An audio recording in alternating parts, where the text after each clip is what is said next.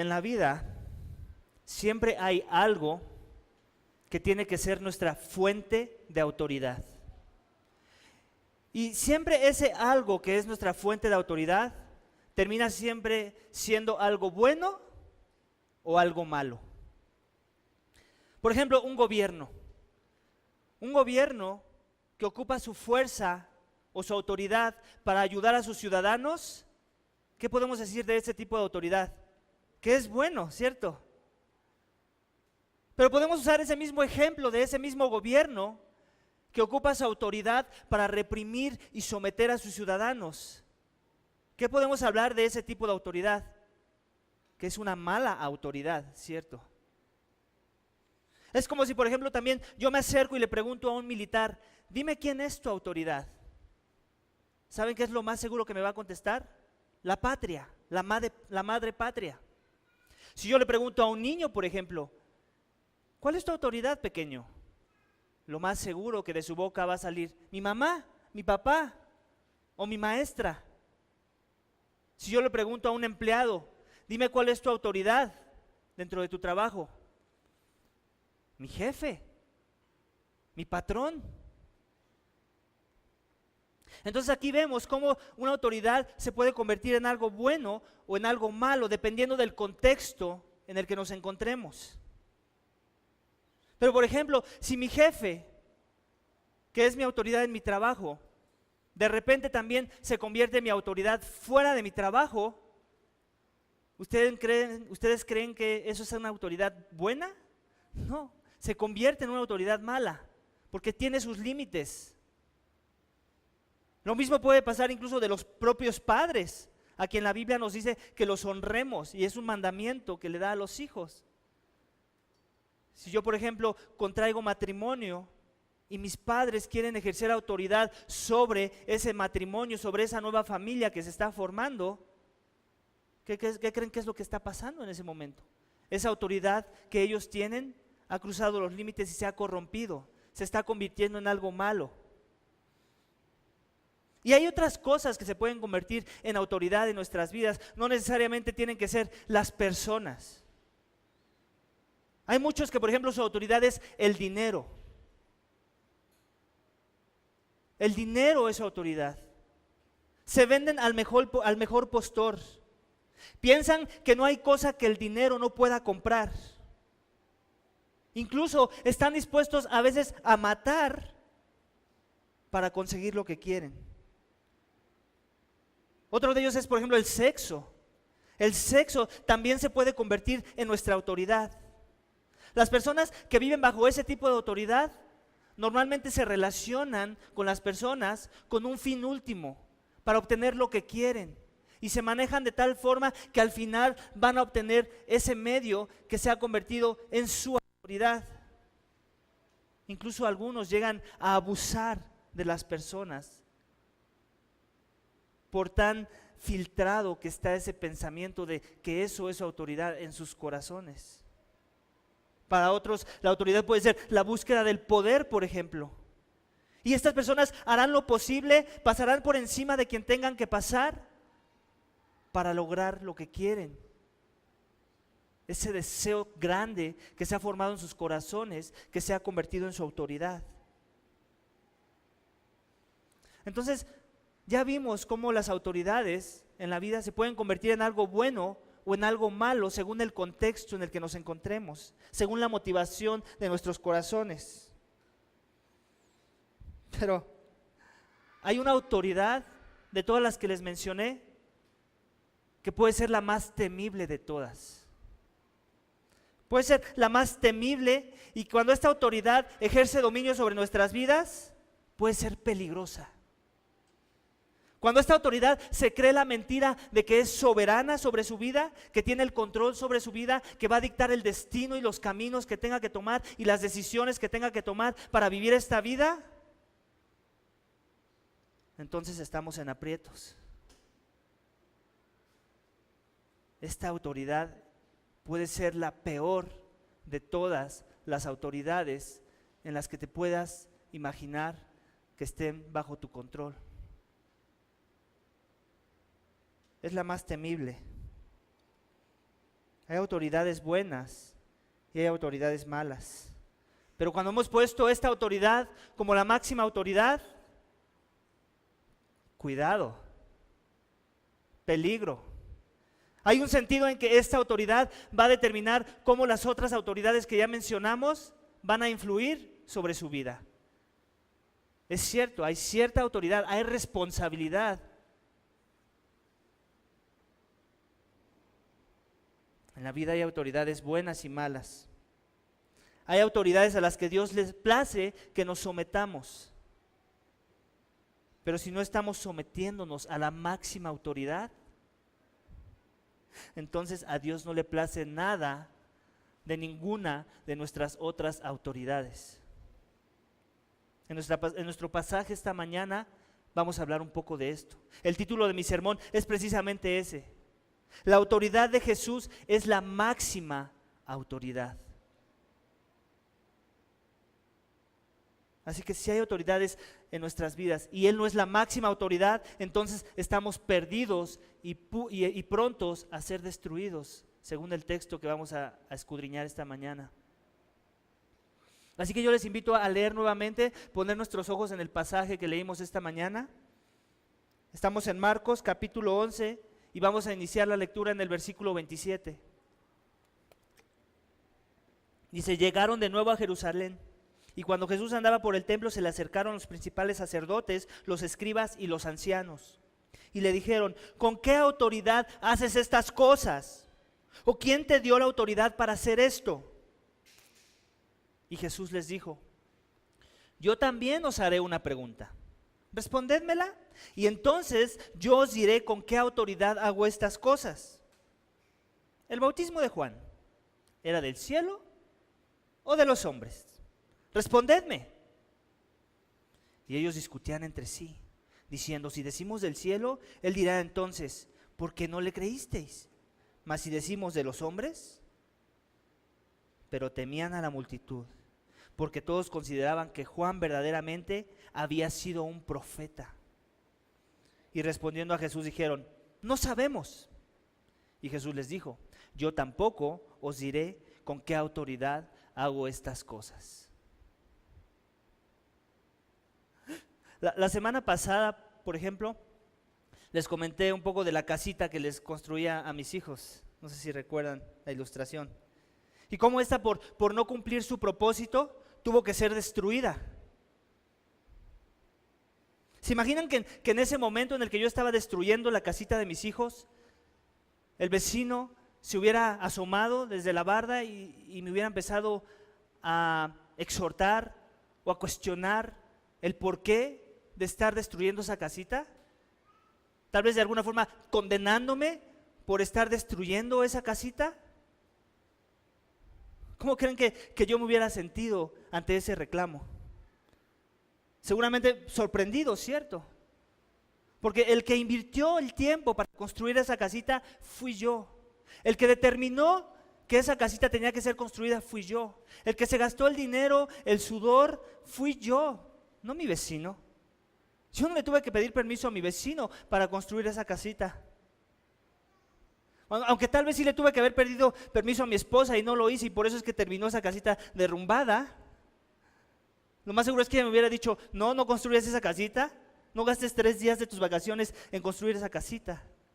Sin embargo, así fue, así lo decidí, y como su creador también decidí yo ser el destructor de esa casita.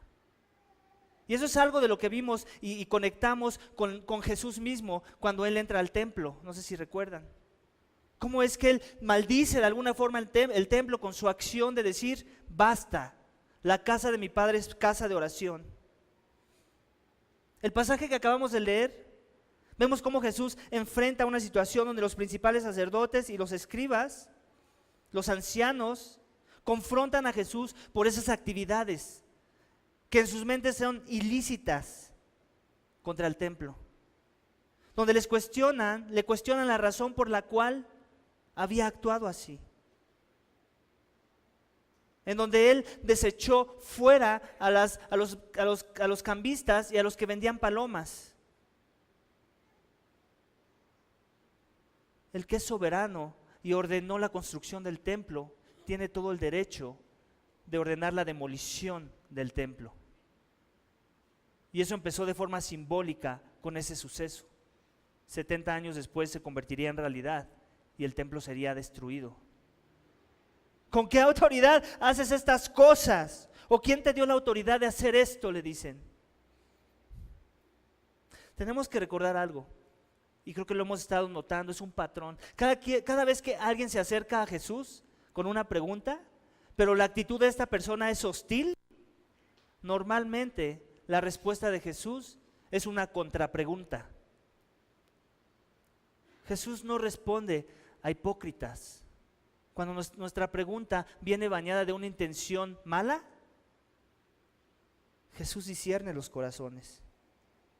Esta pregunta viene cargada con una intención de querer poner a Jesús en aprietos, pero Jesús se las voltea. ¿Cierto o no? El miedo es algo que todos enfrentamos en algún momento de nuestras vidas. Y muchas veces precisamente es este factor el que nos anima o nos impide actuar de cierta forma.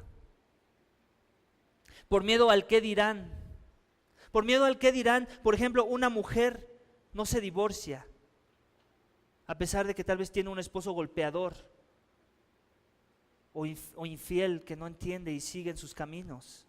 Por miedo al qué dirán, una jovencita tal vez no reporta el abuso de su padre. Por miedo al qué dirán los hombres. Por miedo al qué dirán a las represalias, un trabajador no defiende los derechos de su colega que tal vez está siendo explotado.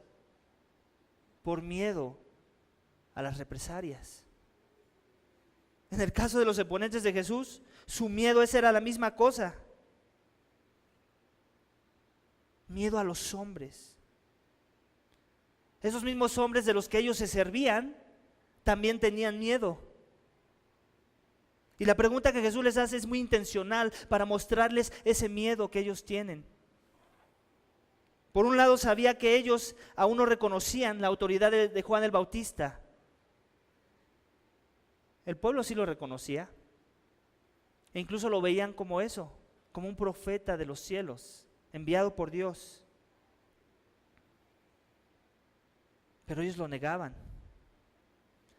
Ellos no entendían en la encrucijada en que Jesús los estaba poniendo en ese momento con la pregunta que les hizo. Juan el Bautista fue muy claro en su ministerio. Fue muy claro y abierto en la misión que él venía a preparar el camino para el Señor.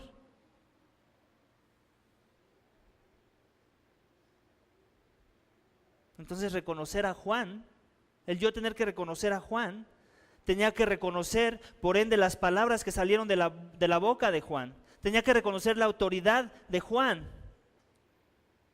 a quien él ni siquiera mismo lo dijo: no soy digno de desatar los zapatos, la correa de los zapatos, refiriéndose a Jesús. Ellos querían jugar ajedrez y hacerle jaque mate al que creó el ajedrez. ¿Quién se encontraba en jaque mate ahora? Su miedo a los hombres y a perder su influencia y su autoridad los llevó a dar una respuesta cobarde a la pregunta que Jesús les hizo. Ellos pensaron que le habían puesto la soga al cuello a Jesús y sin darse cuenta, ellos terminaron con la soga en el cuello. Su miedo a los hombres los llevó a dar una respuesta que demuestra la dureza de su corazón, ya que la evidencia, según ellos, no es suficiente para rendir sus vidas a la autoridad de Jesús. No hay evidencia, decían. Versículo 33 nos da la respuesta. Y respondieron a Jesús: no sabemos. A lo que Jesús responde: yo tampoco os diré de dónde viene mi autoridad. La respuesta de ellos nos lleva a concluir lo que dice el primer punto de mi sermón: que la autoridad de Jesús revela mi dureza de corazón. Así que si estás aquí esta mañana, esta es la pregunta a considerar. Especialmente si nunca has confiado en Jesús como tu Señor y tu Salvador, como la máxima autoridad de tu vida. ¿Qué es lo que te está deteniendo? ¿Es el deseo de ser tú el Señor de tu propia vida? ¿Es tu negación a considerar sus demandas de una forma honesta? ¿Es que temes a los hombres más que a Dios? ¿En verdad no se te ha dado buenas razones o buenas respuestas para creer en Él? ¿Es Cristo no lo suficientemente bueno y glorioso y verdadero y amable y amoroso en tu vida? ¿O acaso estás paralizado de la misma forma que ellos estuvieron paralizados y por eso no daban un paso más para seguir a Jesús? 2 veces en el texto vemos que se menciona que los líderes religiosos temían a la multitud. Su miedo a los hombres frenaba su avance hacia Jesús. Su miedo a los demás los paralizaba. El miedo a perder el poder, el prestigio, el control, la autoridad. Así que sé honesto contigo mismo esta mañana. ¿Cuántas de tus respuestas o dudas o preguntas son en realidad una máscara para ocultar tu miedo de lo que tu fe en Cristo te costaría? Tal vez socialmente, tal vez culturalmente o racionalmente o financieramente. Mira a Jesús por primera vez. Escucha una vez más sus palabras que hemos estado viendo en el Evangelio de Marcos. Mira cómo es que Él ama al que no es fácil de amar, al leproso, al extorsionador, al endemoniado, al marginado de la sociedad. Sopesa una vez más sus demandas de deidad, quien perdona pecados, quien resucita a los muertos. No lo cuestiones más, revelando así la dureza de tu corazón. Sométete a la autoridad de Jesús, la máxima autoridad. El resultado final no te va a desilusionar. Sométete a Él. Quita el espejo y que sea Cristo tu máxima autoridad. Continuamos leyendo. Hemos acabado el capítulo 11, vamos a leer el capítulo 12, los primeros 12 versículos. Entonces comenzó a hablarles en parábolas. Un hombre plantó una viña y la cercó con un muro. Cavó un estanque bajo el lagar y edificó una torre, la arrendó a los labradores y se fue de viaje. Al tiempo de la vendimia envió un siervo a los labradores para recibir de los labradores su parte de los frutos de la viña. Pero ellos, echándole mano, lo golpearon y lo enviaron con las manos vacías. De nuevo les mandó otro siervo y a él le hirieron la cabeza y lo trataron vergonzosamente. Y envió a otro y a este lo mataron. Y así con muchos, golpeando a unos y matando a otros. Todavía le quedaba uno, un hijo amado. Y les envió a este último diciendo: respetarán a mi hijo. Pero aquellos labradores se dijeron entre sí: este es el heredero, venid, matémosle y la heredad será nuestra. Y echándole mano lo mataron y lo arrojaron fuera de la viña. ¿Qué hará entonces el dueño de la viña? Vendrá y destruirá a los labradores y dará la viña a otros. ¿Ni aún esta escritura habéis leído? La piedra que rechazaron, que desecharon los constructores, esa en piedra angular se ha convertido. Esto fue maravilloso de parte de Dios y es maravilloso a nuestros ojos. Y procuraban prenderle, pero temían a la multitud, porque comprendieron que contra ellos había dicho la parábola. Y dejándole, se fueron. Como si no hubiera sido suficiente de parte de Jesús poner a sus opositores con la pregunta que les hizo, exponerlos. Él va más allá.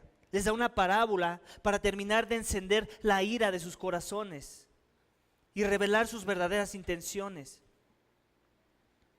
Y de alguna forma, al decirles esta parábola, les está contestando a la pregunta que ellos les hicieron. De una forma muy indirecta. Que cuál era la autoridad con la que él hacía estas cosas. En la parábola encontramos varios personajes. Un hombre que plantó una viña, la cual dejó lista, ¿para qué? Para producir, para que diera fruto. Y lo único que tuvo que hacer, ¿qué fue? Arrendarla a los labradores, mientras él se iba de viaje. En la parábola, el dueño del viñedo está haciendo alusión a Dios mismo. Dios mismo, quien plantó a Israel de todos los pueblos de la tierra, escogió a uno. Esa nación que iba a mostrar a las naciones la forma correcta de relacionarse con el Dios vivo que los creó. La forma correcta en que debemos de buscar a Dios. Los labradores, a los que se les rentó la viña, son equivalentes a los que Dios asignó para ministrar al pueblo de Dios.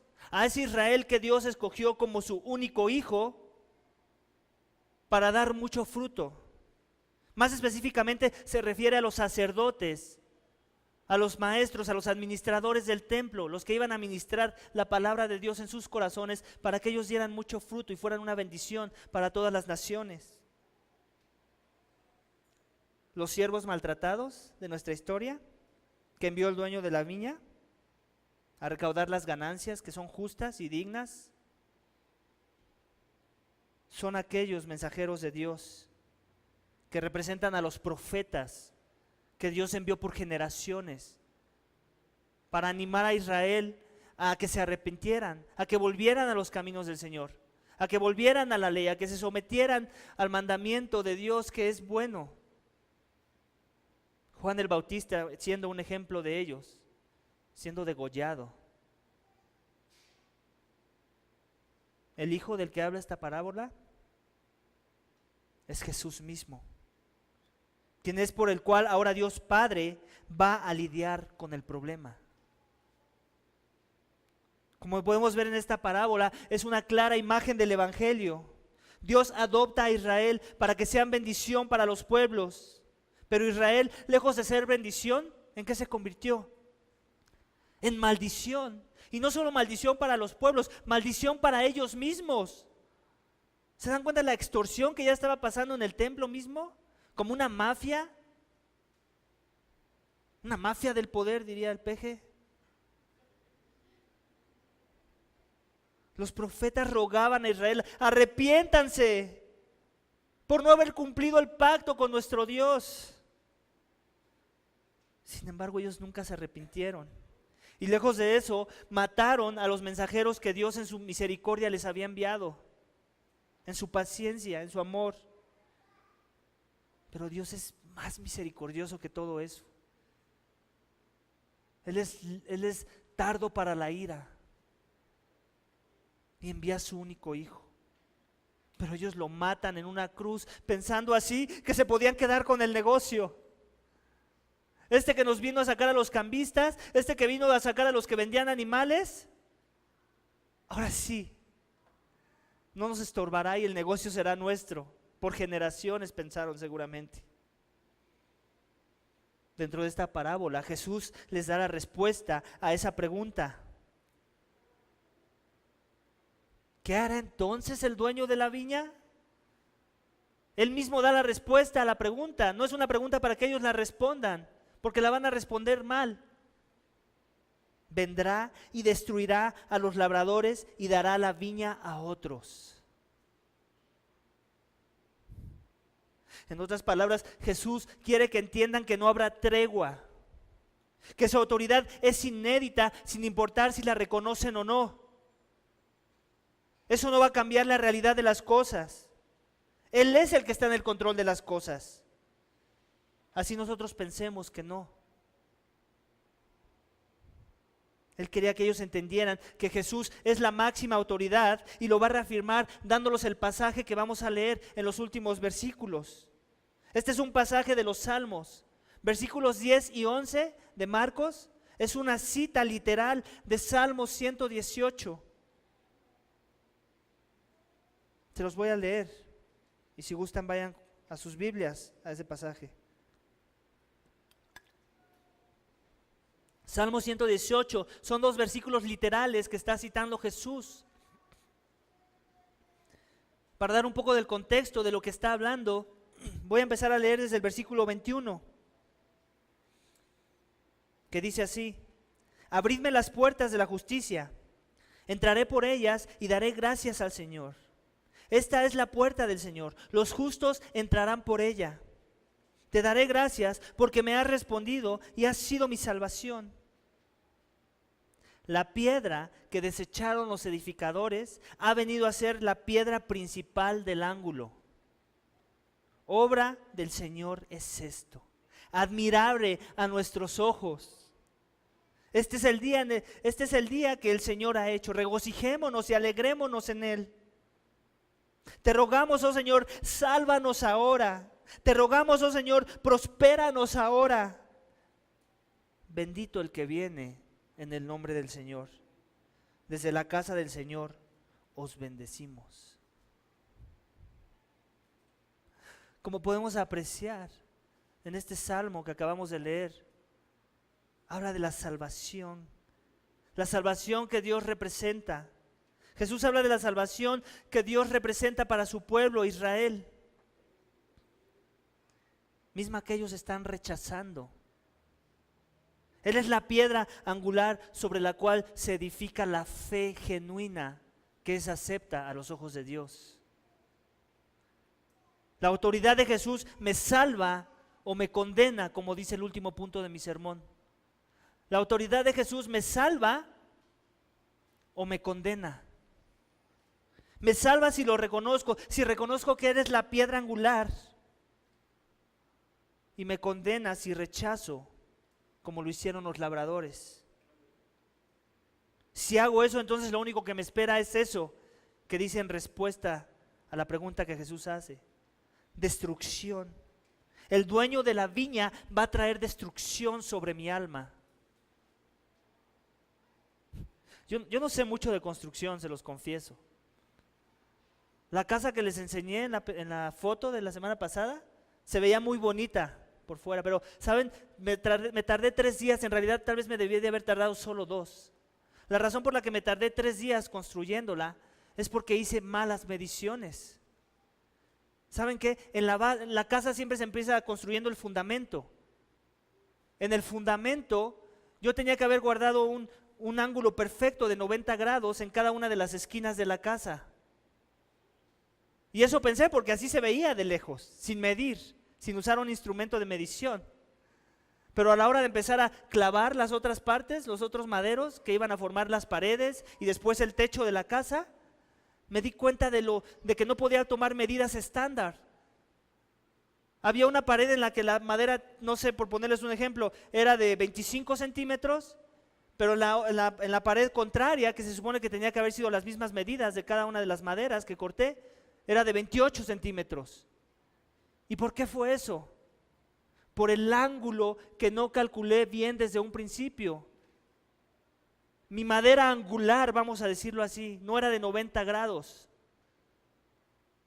Si yo hubiera empezado bien el proyecto, desde sus fundamentos, yo no hubiera tenido que haber hecho arreglos al final para que se viera todo cuadrado. Sobre todo el techo, que al final tuve que hacer cortes raros para que se viera de forma rectangular. La construcción de esta casa me trajo más problemas por esas medidas que no tomé en cuenta, por no haber hecho un ángulo perfecto.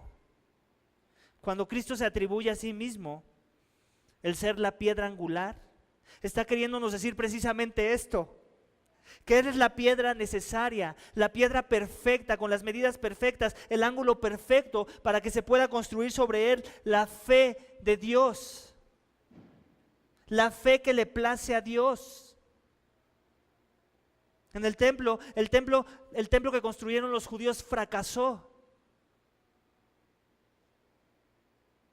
Cristo es el verdadero templo Y cuando nuestra fe está puesta sobre esa piedra angular, entonces somos aceptos delante de los ojos de Dios.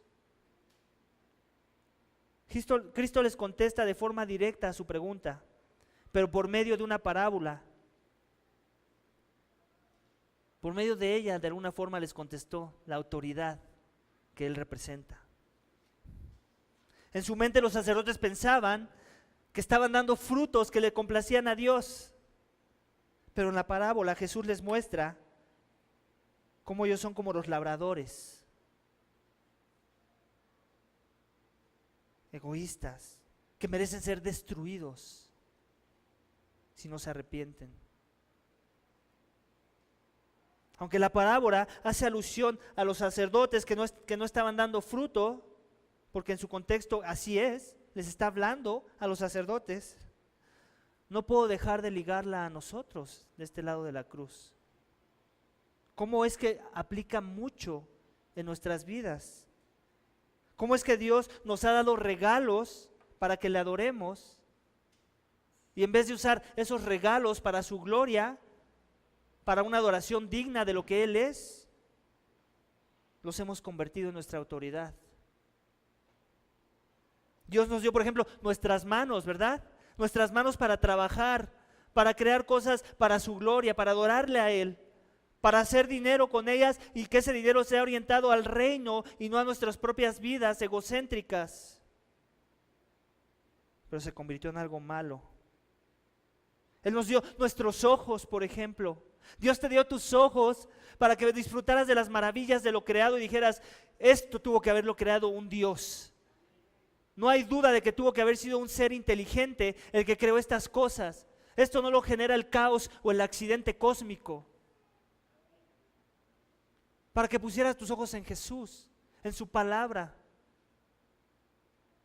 en cuidar de tu prójimo. ¿Y qué hicimos? Nos rebelamos, los usamos como una autoridad, los hicimos nuestra autoridad y los usamos para satisfacer nuestros propios deseos carnales. Dios nos da nuestras mentes, por ejemplo, nuestras mentes para que le busquemos, para que le adoremos, para que pensemos cosas buenas, para maquinar cosas buenas y no cosas que le desagradan. Esos regalos que Él nos da, los hemos hecho nuestra autoridad.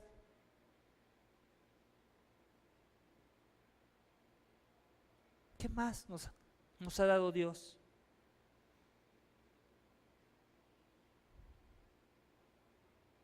¿Qué más nos ha dado Dios? ¿Qué más nos ha dado Él que no hemos dadole la honra y el uso que es digno de un Dios santo? ¿Qué más nos ha dado Él? ¿Qué es eso que tú has hecho tu autoridad en tu vida? ¿Qué es eso que has puesto por encima de Él y que se ha convertido en tu máxima autoridad? Yo no sé. Yo le di algunos ejemplos al principio de mi sermón esta mañana. Solo tú sabes la verdad. Solo tú sabes qué es eso que domina tu vida. ¿Qué es eso por lo cual estás dispuesto a venderte por el mejor postor? ¿Qué es eso por lo cual estás dispuesto a pasar por encima de los demás con tal de que se logre eso que tú has hecho? Eso que tú has hecho tu autoridad.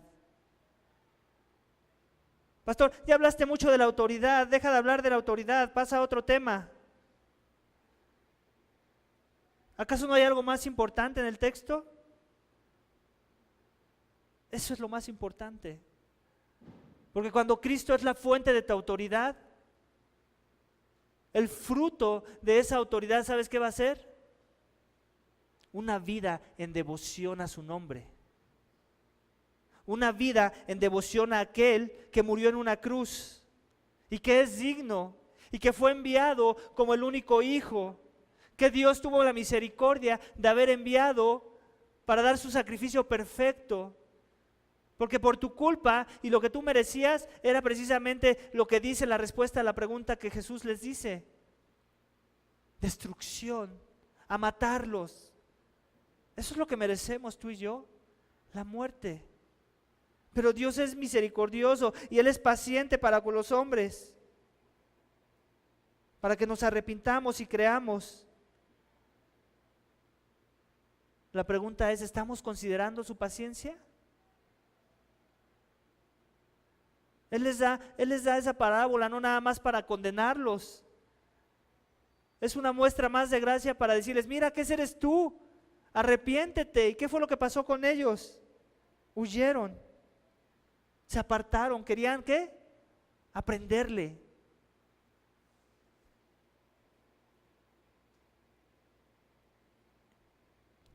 Cristo se atribuye a sí mismo ser esta piedra angular. Él es la piedra que necesitamos, la piedra perfecta.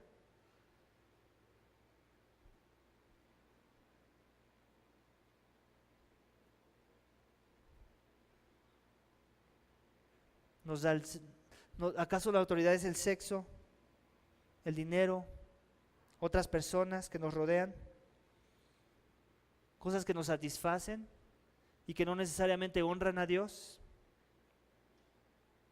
Cuando vemos esa parábola, muy pocas veces queremos ponernos en el lugar del malo, ¿cierto?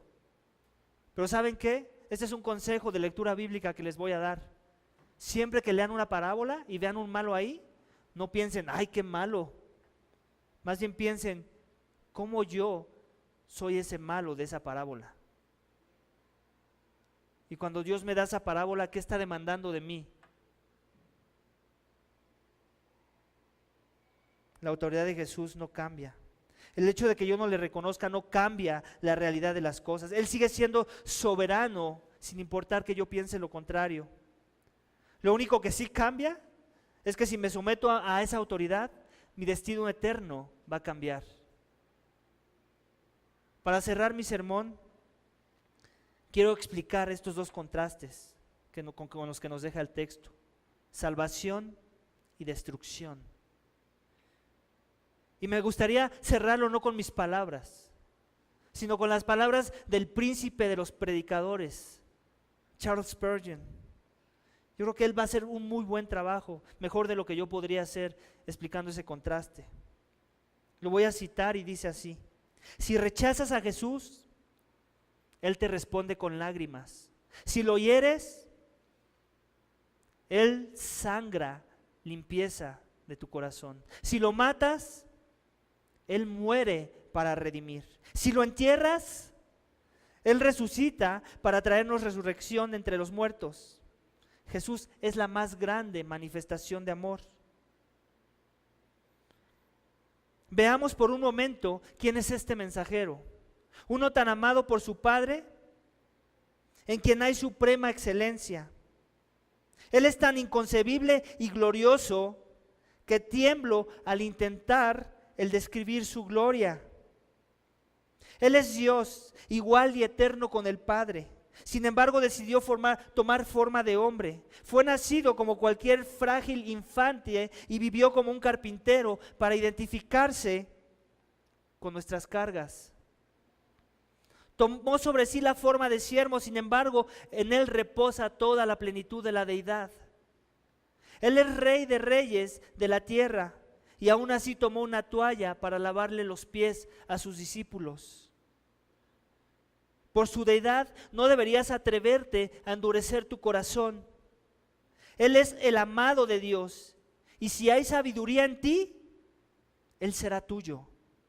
No le des la espalda a aquel a quien los ángeles adoran, al menos que estés rechazando a aquel a quien Dios ama. Pues Dios tomará como una ofensa personal hacia su persona. Aquel que desprecia al ungido de Dios es como si estuviera blasfemando a Dios mismo. Es como si escupiera a Dios en la cara cuando ignoras al Hijo de Dios. Cuando entristeces al Hijo, es como si estuvieras entristeciendo el corazón de Dios Padre. Por eso no lo hagas. Te ruego por el amor de Dios, que Dios le tiene a su Hijo, que escuches a este inigualable mensajero de Dios. Misericordia que te lleva al arrepentimiento. Rechazar al Hijo es rechazar al que lo envió. Esto no es sino un acto espiritual de locura mental. Rechazar al Hijo es haber rechazado todo. Es haber cerradote a ti mismo la única puerta a la esperanza.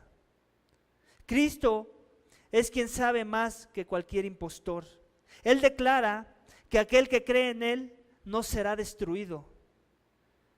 Para aquellos que no creen en Él, no queda nada sino destrucción.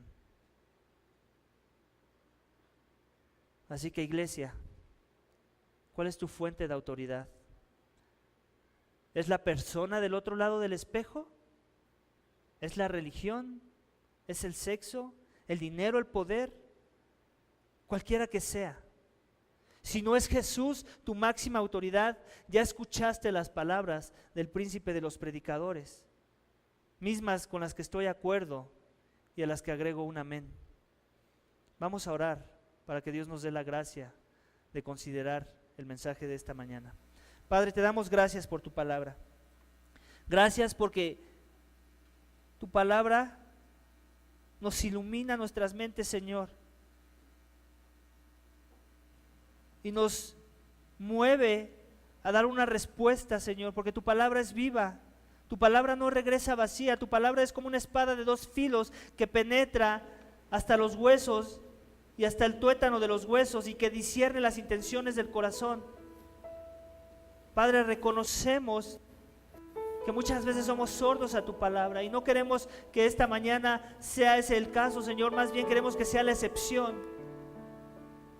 Ayúdanos, Señor, a considerar tu autoridad como la máxima autoridad, y que si hay una autoridad que está contendiendo por supremacía, ayúdanos a morir a ella, Señor, y a recordar que esta vida es corta y pasajera, y que si morimos sin haber puesto a Cristo como el centro de nuestras vidas, como nuestra máxima autoridad, entonces estamos listos para ser ofrecidos como anatema, preparados para la destrucción que te va a traer mucha gloria por los siglos de los siglos.